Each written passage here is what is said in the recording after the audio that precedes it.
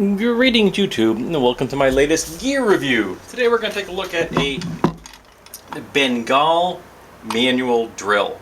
Now I own a Fisker's version here of the same concept, and this is approximately the same length. It's off by I think 1/8 of an inch. And it's comfortable, but it's not as durable. This is a plastic body, plastic everything. So it's not as rugged as this one is right here, but it's a Fisker, so the quality is pretty decent. I'll be passing this one on because I picked this one up at an estate sale for, believe it or not, 25 cents.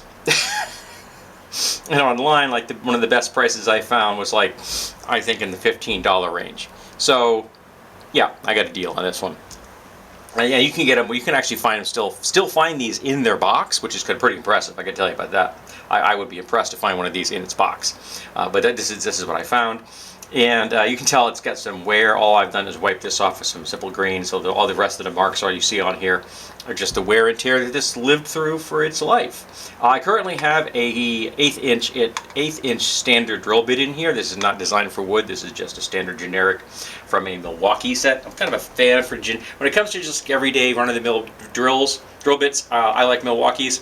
If I want to do something that's a little bit more robust work, I tend to prefer Viking. They actually are made in the USA, and they're really good quality drill bits, let me tell you. So I have made a small mark here with it all, just so I have a place to put my drill bit. And I'm giving this a reasonable amount of pressure, not too much. I'm trying to let the drill bit do its job. And I've now bottomed out. And I'm out. So you can see, yeah, admittedly this is a pine 2x4, but it does a decent job. It leaves a decent hole. And this would be excellent for the homeowner who's just looking to create pilot holes for simple around the house projects. For fastening, doing some wiring in their house, as far as laying down cables and things, from doing pilot holes in hardwood so you don't split it out when you're putting in fasteners.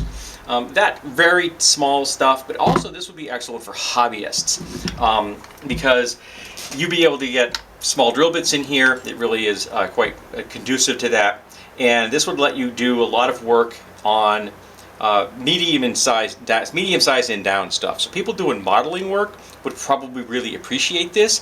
They probably have Dremels, okay? But there are going to be times when you don't necessarily want a tool that's moving at that RPM level. I mean, I've got a Dremel. I've got many Dremels, to tell you the truth. But it's not saying that there aren't going to be times when this is going to be the tool you want to grab. And I'm really glad that I have an aluminum-bodied version thereof of this tool. And this has a story behind it. I like the fact that it's got a story behind it. I don't know the guy that owned this. I met his son. I bought it from his son for $1. His son apparently didn't know what he had. I personally would have kept this thing. But he had a nice little shop in his basement. It was roomy. I was kind of envious. It was considerably larger than the one I've got. And had a really nice workbench set up. The guy knew what he was talking about. And he liked this tool because it worked, which you can't argue with that. So yeah, I'm quite happy that I own this in my collection. I do freely admit that sometimes I own tools just because I want to own a tool that I think is neat. I mean, I've got a Model T Ford wrench upstairs on my wall that I will never use because I don't own a Model T. I've got a fire hydrant wrench hanging on my wall I will never use, even though I live near a fire hydrant, because I don't want to get arrested. But it's really cool. That's why I own it. But this is a spiffy little tool. It does exactly what it says what it's designed to do. It's quite comfortable. The ergonomics of the grip are nice. I like the action. This action here, I think, is actually superior to this one. I also have to admit, I like that sound. That sound kind of makes me smile. I like the fact that it is a pistol grip, direct drive. So you're got that right in the center of your hand, so you're definitely doing a very simple pushing action that's in line with your forearm, which I think is good ergonomics. And because of this, you get a nice firm grip. Now, I have medium-sized hands, all right? So my hands are quite comfortable. I will admit that if you have large hands, this might be a bit tight for you, whereas opposed to something like this, which is opened, it's not a pistol grip, it might be more comfortable. It is pistol grip, but not this type. It might be more comfortable. But if you have medium to small hands, this is going to be great. It's a good size. It fills the palm without being overly chunky. And again, I have medium-sized hands, and I find this comfortable.